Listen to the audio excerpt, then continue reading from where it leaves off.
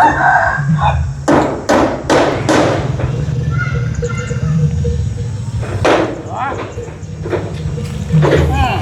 เคแล้วก็ได้พอดีงาม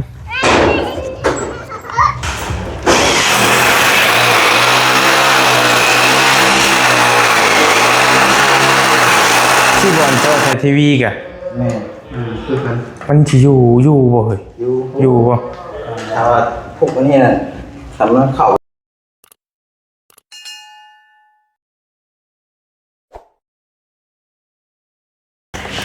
ไปพี่น้องเขาไปซื้อ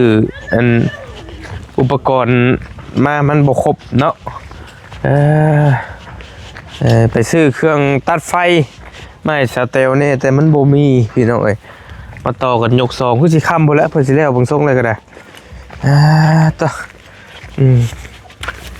เพิ่นเอิ้นอีหยังก็อันนี้นะเบิ่งอันนี้เพิ่นเอิ้นหยังอันนี้อยู่ไทยจักเพิ่นเอิ้นหยังพี่น้องเอ้ยเนาะกับสายไฟกับมีหยังนี่เป็นน็อตเป็นบะจิกบะจอกเนาะพอดีเบิด430,000พี่น้องเอ้ยเนาะแต่ว่าสเตลเราฝากซื้อตัวเครื่องตัดไฟหันโบมีแล้วจ้อยเนาะสิให้ทั้งบ่าวๆเพิ่นอันนี้บัดนี่ขึ้นดำเนินการพี่น้องเอ้ยเนาะก็หาเวลาเพิ่นมาเพิ่นก็ว่างทั้งน้องบ่าวคำนี่เพิ่นก็บ่ค่อยว่างงานเพิ่นหลายเนาะทั้งเฮ็ดเฮือนเฮ็ดชานเฮ็ดเฮือนให้แม่เฒ่าว่าเตียงนี่หั่นแหละเพิ่นก็ได้เนาะแล้วก็ญาติเวลามาบริทักถามเพิ่นว่างก็เลยเอ้ากระสันหานี่เด้อว่าสันบริเหลือเงินของผู้ใหญ่ใจบุญเพิ่นเงินที่จากซื้อทีวีให้สเตลหั่นแหละเหลืออยู่5-6 แสนว่าสิมาไว้ให้เป็นค่าสร้างหรือว่าเป็นน้ำจิตน้ำใจให้ทางน้องๆเพิ่นนี่แหละเบิดอ้อยต้อยพี่น้องไอ้บ่พอซับบาทนี่อันซื้อดอกไฟนี่2หลอดไปซื้อแนวสายไฟนี่เพราะว่าเฮาสิมาเดินสายไฟดึงออกมาทางหน้านี่เด้มันบ่มีเนาะเบิดเลยเงินบาทนี่สิเอาเงินใช้ให้สร้างบาทนี่ ไปแล้วจังว่ากันพี่น้องเดี๋ยวจะหาเบิ่งเนาะสบายดีเน่เราเฮ็ดธุรกิจใหม่แล้วสเตลก็ได้พี่น้องเนาะจะเฮ็ดแต่หึงแล้วบ่นี่ว่าดีแล้วสเตลเด้อเฮ็ดมื้อซื่นนี่คืนมันบ่มีเพราะว่าช่วงสงกรานต์ห้างก็จะปิดเบิดแล้วจะมาใส่ใหม่บ่เป็นหยังเดี๋ยวสิดึงให้เจ้าพอได้เข้าพอได้นี่กันเครื่องตัดไฟพี่น้องเอาบ่เฮ็ดขายบ่บ่ได้ใช้ทีมงานนี่ล่ะบ่อันเจ้าเฮ็ดอันนี้ให้ได้บ่เจ้าพื้นเจ้าไม้มาจะใช้นี่ไม้แถวนี้แล้วเอาต้นใหญ่ต้นใหญ่เจ้าคือบ่ขายพอได้เงินซื้อนมให้ลูกหันเด้ข่อยลืมเลยเด้ตัวสั่งนมเล็กจะซอย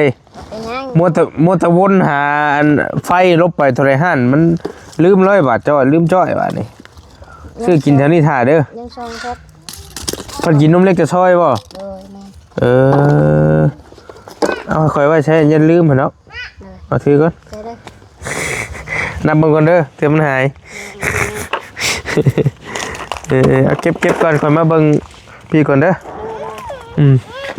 ยังดีห้ามเอ้ยยังฝนตกมาแล้วเก็บก่อนเดี๋ยวมาเบิ่งทางเบาๆเพิ่นดึงไฟเข้าก่อนอันสวรรค์เล่ามาให้หรอบ่โอเคมันก่อนเพราะว่าเฮาตอนแรกมันบ่มีสวรรค์ก็เลยว่าแก้ไขว่าเอาไม้จะนี่ย้อนลงมานี่ก่อนสิต่อกระดานเส้นนี้ก็มันได้แล้วก็งัดออกมาบ่ลองมาก่อนบ่ลองสวรรค์มาก่อนบ่แต่ว่ามันบ่สวรรค์บ่ได้บ่ให้อีกได้ตอกไม้อีกได้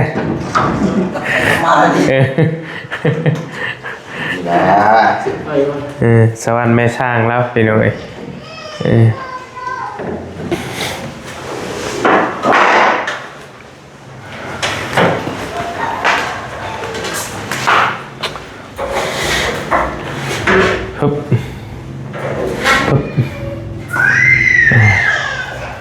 สายไฟ20 เมตรบ่นี่ แม่ แล้วก็ซื้อตัวนี้มานํ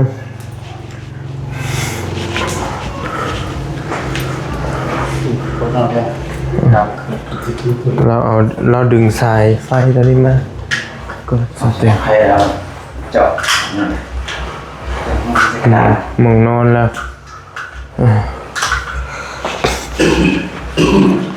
เดี๋ยวมึงเด้อฮึบปุ๊บปุ๊บปู ไหนนะเป็นต้นแล้ว ผมว่าเบิกกันบ่สแตลได้เฮือนนี่บ่ได้มีเงินมีทองบ่นี่มันมีเงินเจ้าเฮียแล้วข่อยเอาได้ไปรักได้ไว้ใจอยู่เพิ่นว่าว่าอย่าได้รักเงินผลิตสงกรานต์แล้วได้นี่ เราจะเชื่ออะไรได้เนาะ ไม่จะไว้ใจคนหลายได้โอเค ขนาดกินเดียว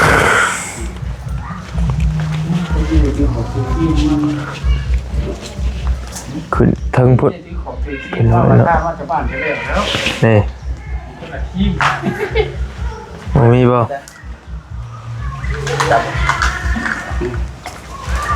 โอ้ไปเสียบอยู่หันรถเนาะระวังเด้ออันตรายดิ แค่อีเหรอคือสิหาต่ออีกหน่อยนึงต่ออีกหน่อยนึง พี่ขอทั้งปองเยี่ยมพี่นะ เปิดปองเยี่ยมมึงดู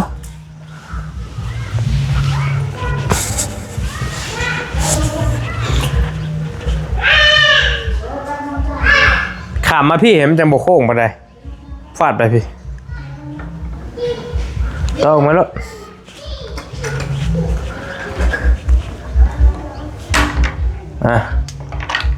โอเคอันนี้จะยืนให้พี่เอา ยืนตัวนั้นมาเลยตัวเขียว นี่บ่ห้องไม่สร้างอันนี้ที่เราเอามาให้มีแต่แม่มันบ่มีลูกมันว่าเดี๋ยวที่ถามเล่าให้แล้ว เราว่าจะอายไฟเลยครับ อันเจ๊แต้วกระดานนะจะไว้มองได้ นอกไหมดูสิเอา ไว้นอกหรือไว้ใน ตัดไงวะ มันมองเปิดปิดเปิดไฟเห็นนะป๊อกแป๊กป๊อกแป๊ก ไว้อยู่นี้ อันนี้ตัวนี้เหรอวะนี่ได้นี่ แล้วก็เอา จะแปะไว้มองได้คิดว่า เนี่ยเนาะ สิมองมันเหมาะสม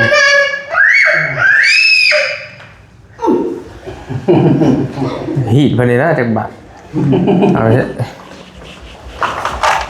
เอาไว้สีสูงๆนี่แหละมีน้ำสิบย่อยอยู่บ่ อย่าหน่อยเนาะ ชิ้นใหญ่จัง มันบ่นี่เลยก็เอามองน้ำมันบ่ย่อยนะ ดูมุมนี้บ่ มันคันบอลใหญ่มันมุ แต่พี่ปักเขาถึงบ่อยู่นี่ถึงบ่ เป็นอยู่ สิ นี่ บ่ขี้ไล่บ่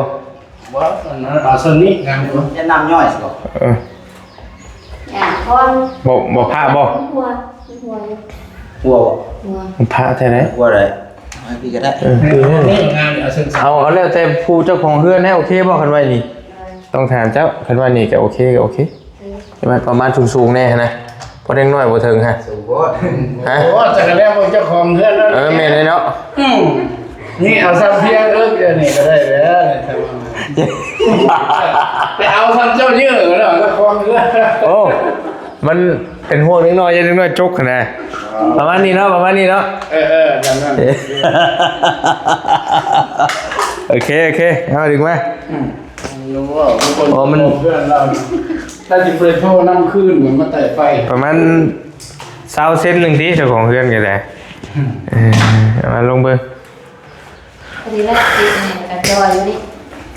แต่พอดีงามเลยเจ้ากันแย่ห้องขึ้นไปหันแย่ลงของนี่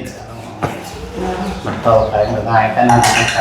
ำมันมีกระตั้งตู้เย็น ตั้งอยู่เย็นกับหม้ออยู่อย่างนี้ก็อยู่หันมันเจ็บพุ่น มันหอนเป็นหอน มันไก่พุ่น สมการมันมีของเนี่ยคนพาคนเนี่ยคนก็ตามอย่างนี้เลย น้าลงแกะ คือตัว สังเสียง ย่านเพียงดี รถสี่ต่อไปอยู่ได้แล้วนะ ต่อนะ เดี๋ยวมันรถสี่ต่อ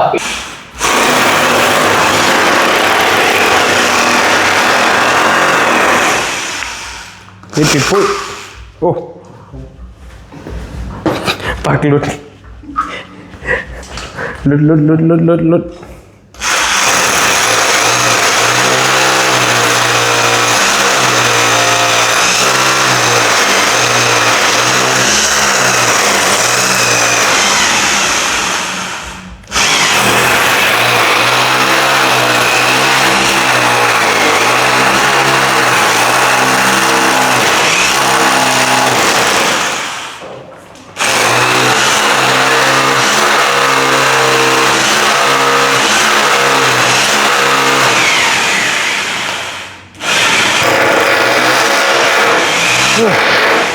ง่ายแค่บอกสนิมมา มันถึงบล็อกที่ซื้อบ ล็อกโป่งนะเนาะ ถึงช่อง ตัวนั้นมันถือเสาเลย มีเสานี่ ไม่เสาเหรอ มี เพราะจุดมันบริเวณปล่องเนี่ย โอ้ยถือหมวกมันจุก แม่ บนจุกกัน แม่นอยู่เสาแต่ว่าบ่ถือที่เสาอยู่พี่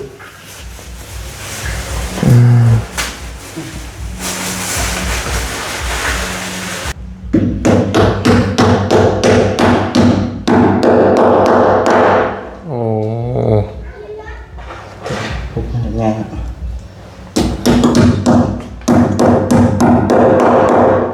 หูยางมันปี๊บ หูเบอร์แปะหูเจาะดอกเจาะเป็นเบอร์หกได้ ได้แล้ว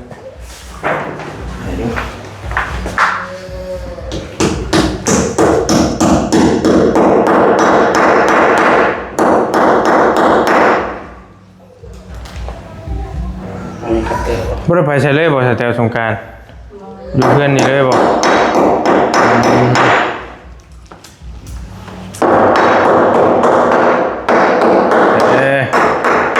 พระเจ้าก็ลิ่นกันอยู่ติ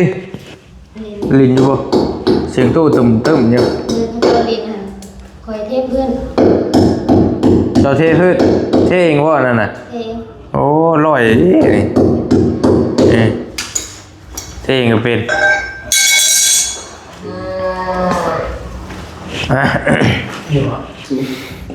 ครีมเอายี่ห้อไหนจุฬาเฮิร์บบ่ บริการเนื้อว่าบริการได้กระแดกแล้วว่าอะไรนั่นมา ลืมทา ช่างติดตลกเลยครีมยี่ห้อไหนกันแดดกันฝนกันลดสิวบ่ ยิ้มขึ้นละแบบ เห็นแล้ว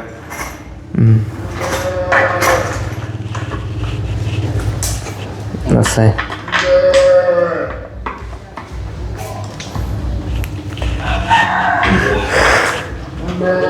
หอดดีบ่มันต้องใส่ตัวเหนียวๆนี่หันเขาซีบอลจอใช้ทีวีกะ แม่ คือกัน มันจะอยู่บ่เฮ้ยอยู่บ่ ถ้าว่าพวกนี้น่ะทำแล้วเข้าไปสุดน่ะคนแข็งยังหมดนั่นนะ บ่ทำน้ำหนักได้หลายอยู่ ข้าวเขาทาอยู่สินะ คันว่ามันลงเป็นหูคือแบบนี้มันนี่เกือบประมาณใจแต่คือแบบสองหูนี่ได้ มันถึงกัน เน่นกิ้วเนาะโอ้ไหนยังโอ้โห ยังหันให้ ขนาดว่าหาก็ได้2 อันเลยเนี่ยกึกเลยทาเขาทา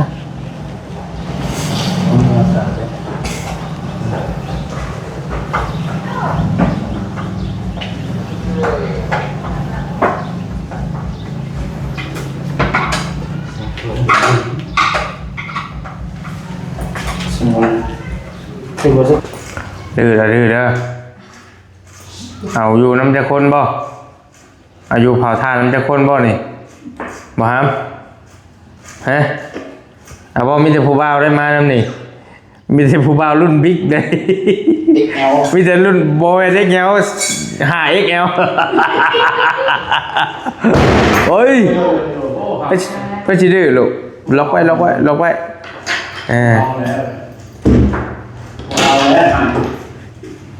ว้าวแล้วบางชงนี่เนาะให้แล้วบางชงนี่ เอาแล้ว ยังบ่ถึกใจเพิ่นบางชงไปชิตีวะตีเมย์เลย เ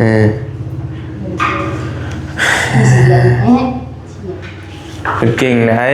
จะคนเป็นช่างเบิ่ได้นี่สร้างมาอยากได้แท้ขึ้นพุ่นบ่บัดนี้ แม่จอกลาน เจาะกระดานแล้วดึงลงมาพี่น้องเสียแต่บ่มีเอเนาะสแตลเนาะฮ้อนไว้พี่น้องไอ้เข้ามานี่ฮ้อนยามมันฮ้อนแล้วโอ้ตีเพดานแล้วหาเงินติดเอบัดนี้หาเงินซื้อเพดานนี่ก็บ่ได้เป็นง่ายติดแต่ในห้องเอาเฮากะตีเพดานแต่ในห้องอ่ะ ภูเขาอะไรกัน เอาไปอ่ะมันจะต่อความไหนนะ ได้แล้วนี่ก็โอ้ดูจะทำน้ำหนักไปใช่ เดี๋ยวก่อนต่อความ เหลือกินแล้วได้แล้ว คนต่อกันเลยวะ มะขามนี่แข็งยังบุรุษ เฮ้ยไม่ได้แล้ว สองสามมันก็ได้แล้วนะได้แล้วได้แล้ว มีแต่หวานมากนั่นเดี๋ยวจะเอาตัวสั่นมาใส่เพราะมันตัวนี้มันยาวหน่อย มันยาวโพดบ่ ปกติมันตัวจับมันสีสัน มุ้ยปัญหาแล้วนี่ก็ได้แล้ว มันสีอะไร สบายมาก ทำอันก็ได้ดี โอ้ยสองอันเดียวก็ยังอยู่นะมาขึ้นมันก็ได้มาขึ้นเทิงพี่บ่นี่ปีนหลังคาดีเรามีบันไดนี่อยู่น้องขักอยู่ มันจับไป ตายไม่ครับเราพูดอะไรเนี่ย อะไรได้จับมัน มาจับมาให้เด้อคนหนึ่งเด้อหันมือเดี๋ยวได้ฮะ ซื้อมันเหมือนเด้เราตัวกันสิให้มันอยู่จังไดซื้อมันกับบันไดเลย ติดตลกอีกเลยสร้างนี่ก็เลยบันไดมันก็ต้องไล่บ่ ต้องไหล โอ้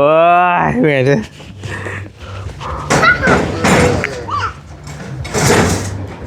ยืนสายไฟติดตัวนั้นก่อนบ่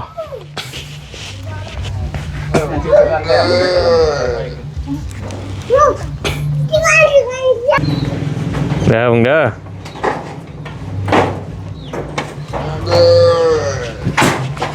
มึงเด้ออุ้ยเด้โอ้ นะ ยินแล้วเลยแต่ไม่เสร็จนะมีบ่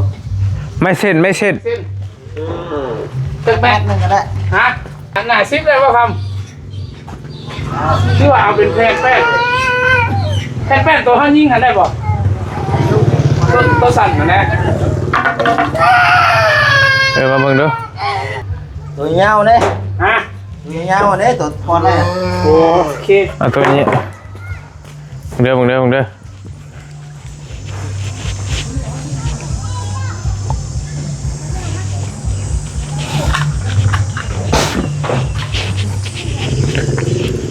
มือแน่นี่กันเลย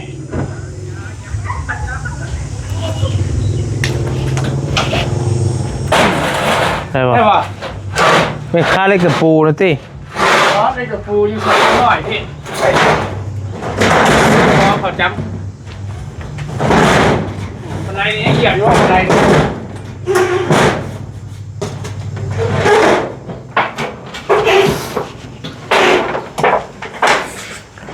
มึงเด้อโอ้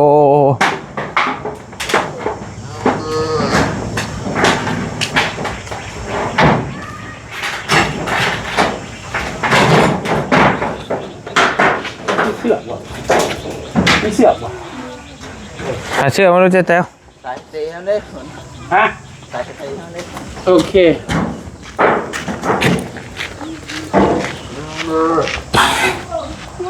ทุกกลางเลย สายไฟกับมันนิ่งเลยพี่เนาะแล้วมันเอาหันซัดเกาหันเลยก็ยังตัวนี้เลยนี่ เอาชุดนี้มาเกิด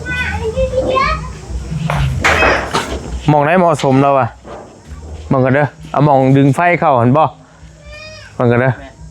จับไม่ได้ มองได้ชิเหมาะสมที่มันก็เด้อ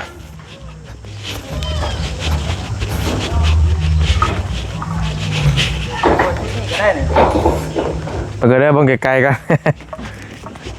ต้องย่างว่าบังไกลๆกัน ชุดกลางเนี่ยเอาดึงมาเลยเลยย้อน เรื่องมันจุดกลางงามกว่า เอามองกลางฮะแหละได้แล้ว กลางคืออยู่กว่าถ้าเอาหันไฟเข้าไปเล่นผสมกันเลย เอากลางฮะแหละงามแล้ว เด้งเข้ากลางรถ ข้างหน้าอยู่ส่วนที่ไม่ใช่ดึงข้าไป โอเค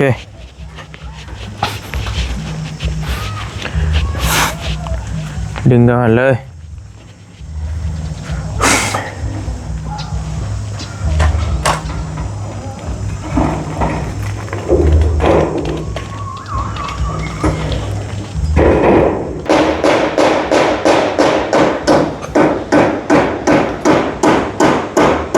ติดระหว่างกลางเลยเนาะแล้วดึงไฟกับหันจะง่ายพี่น้องเอ้ยแต่ว่าคือเฮือนเสาฝนนี่เราดึงเข้ามาตัวเก่าแต่เฮือนเก่ามันเลยบ่มีตัวนี้เราดึงเขาตัวนี้เลยจุมันเลยระหว่างกลาง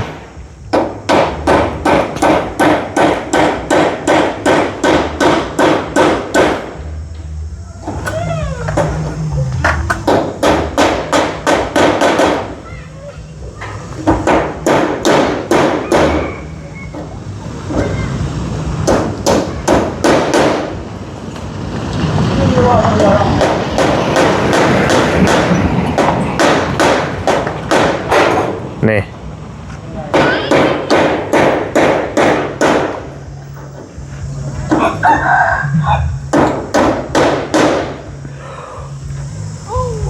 สายไฟสีเงาพูดแล้วเบิ่งทรงนี่เนาะ ไม่ยากหรอกตัวย้อนลงบน เพื่อย้อนลงในเฮือนอีกบ่ เขาต่อไปแล้วย้อนลงเพื่อนอีกตัวหอดกระดาน อืม นี่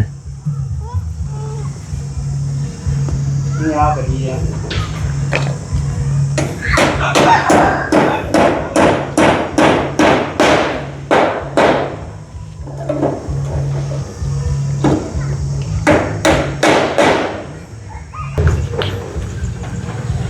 บ่ยาวโพดบ่ได้อยู่เนาะบ่ได้ละลายบ่ มันแห้งยาวเลยแห้ง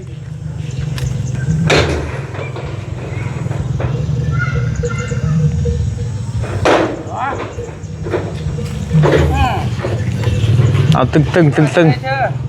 คุณแล้ว ว่าจึงได้เธอไปใช่ลิ้น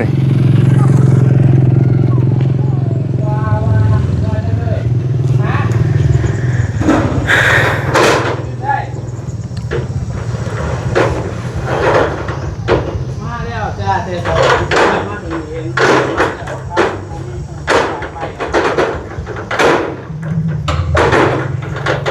ตั้งวงอยู่ใช่ตั้งวงอยู่ใช่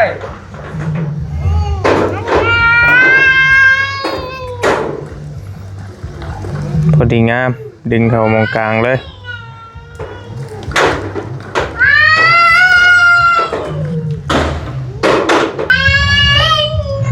บ้ารถขึ้นสิแห้งเถอะ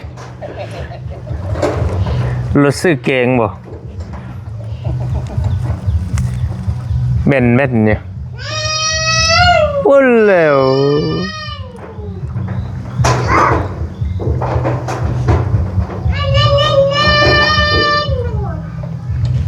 มองม่วนไฟมันนะเนาะม่วนเราจะเอาซำใดคือว่าเข่งกึ่งประมาณจักในบ่20 เมตรไปหาสายไฟเพิ่นดึงลงหันแล้วก็แล้วเลยเนาะเพราะว่าเพิ่นว่าก็คือบอลลี่เคยบอกในคลิปก่อนๆนั่นแหละมันเป็นน้ำใจเพิ่นว่าถ้ามีเวลาแล้วเพิ่นสิมาดึงเขาให้ถ้าเฮือนแล้วนะวันนี้แล้วเพิ่นบ่มาเฮาก็จำเป็นต้องได้จ้างในวานเนาะคนอื่นมาเฮ็ดให้นะคือบอลลี่ก็มีทางบ่าวค่ำนี่แหละพี่น้องน่ะสิฮู้จักอยู่เพิ่นน้องเพิ่นเรื่องพื้นเรื่องไฟนี่พอได้เฮ็ดเกี่ยวกับก่อสร้างได้เบิดนะเก่งพี่น้องเอ้ยพอได้เบิดก็เลยวานทางน้องเพิ่นแต่จริงๆก็คุยกันหลายมื้อแล้วแหละแต่ก่อนบอลลี่ลงไปลาวใต้แต่ว่าบ่าวคำเพิ่นก็ยังบ่ค่อยว่างนะเพิ่นก็เฮ็ดเวียกเฮ็ดงานหลายงานเนาะไปต่อเติมให้เฮือนผู้นั้นเฮือนผู้นี้ในบ้านนั่นแหละนี่ก็เฮ็ดเฮือนแม่เฒ่าบ่เตียงนำแน่แล้วก็เฮ็ดเฮือนไผก็อยู่ริมทุ่งนาเฮือนป้าว่าจันบ่ต่อเติมเล็กน้อยก็ได้พี่น้องเนาะ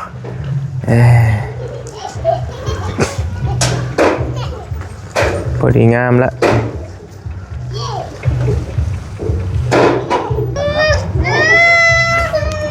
ได้ละบ่เข่งบ่ย่านปานใดเข่งลายมันก็อันนี้พดตึงลายก็สิขาด ย้อนลายก็สิย่านโพดโอเคละก็ได้พอดีงาม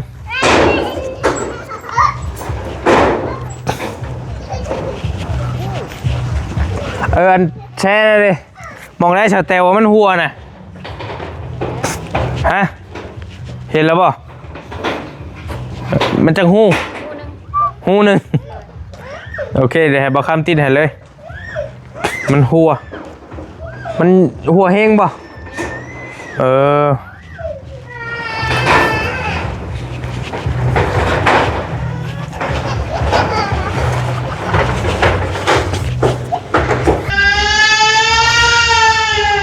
เหลือลายบ่ ด้วยนึงวันนี้เอามาหันแดดเพื่อเอายอมลงมา เพื่อเกี่ยวไว้แล้ว แน่ๆเอาลงมากันแล้วทำเกี่ยวไว้อย่างนี้ก็ได้ เฮ้ย เอาเสริมคนดูเอาจะลงมาเหรอวะ เดี๋ยวติดอันนั้นให้เราเลยเด้อ ใครจะลงมาบอกเลยเนี่ยที่ปอนหัวนะ ได้มองได้มองบนหัวนะ นี่มัน นี่ว่าบุ้มนี่บ่ บ่ยับแบบมันใหม่ ฮะ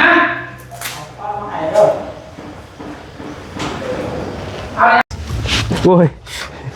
อย่าหยอกลุงก็อย่าหยอกลุงนั่นนี่ก็เห็นตกใจเด้ไปพี่น้องไอ้บอลลี่ขออนุญาตจบคลิปปิดคลิปไปเพียงเท่านี้ก่อนเนาะเดี๋ยวถ่าน้องบ่ค้ำเพื่อสิเลี้ยวก็เฮิงเติบอยู่ยังปีนหลังคาบลุงตุงนั่งอยู่พี่น้องเนาะก็บ่ง่ายคิดว่าสิง่ายก็บ่ได้ง่ายเพราะว่าเขาต้องเดินจากสิยังคาสิเดินเดินไฟเขาอีกบ่ได้ง่ายอีกนี่ก็ได้เฮิงเติบอยู่ยันค่ำพุ่นแหละเพื่อสิเลี้ยวพี่น้องเนาะไปขออนุญาตปิดคลิปจบคลิปไปเพียงเท่านี้ก่อนเนาะพี่น้องเนาะเดี๋ยวมันแล้วมันยังเลยสิลองให้พี่น้องเบิ่งอีกเทื่อนึงเนาะตอนนี้เฮาขออนุญาตเบรกคลิปไว้สำนี้ก่อนเนาะแล้วจังว่ากันอยู่ดีมีเฮงเด้อพี่น้องเด้อมื้อนี้มาแล้วเนาะตามที่พ่อแม่พี่น้องขอเข้ามาหลายเฮาก็บ่ได้ป้าบ่ได้ถิ่มดอกพี่น้องแต่ว่ามันยังในเวลามันยังบ่เหมาะสมมันยังบ่พอดีพองามกันพอดีทางช่างน้องเพิ่นก็บ่ทันว่างมื้อนี้ว่างก็เลยว่าโอเคมาจัดการให้พี่น้องเนาะแล้วจังว่ากันอยู่ดีมีเฮงเนาะเดี๋ยวสิลองฟื้นลองไฟให้สแตลเบิ่งแล้วก็แล้วจังว่ากันอีกเทื่อนึงอยู่ดีมีเฮงพี่น้องบ๊ายบายสวัสดีปีใหม่เด้อโดย15 เมษายนเนาะจะ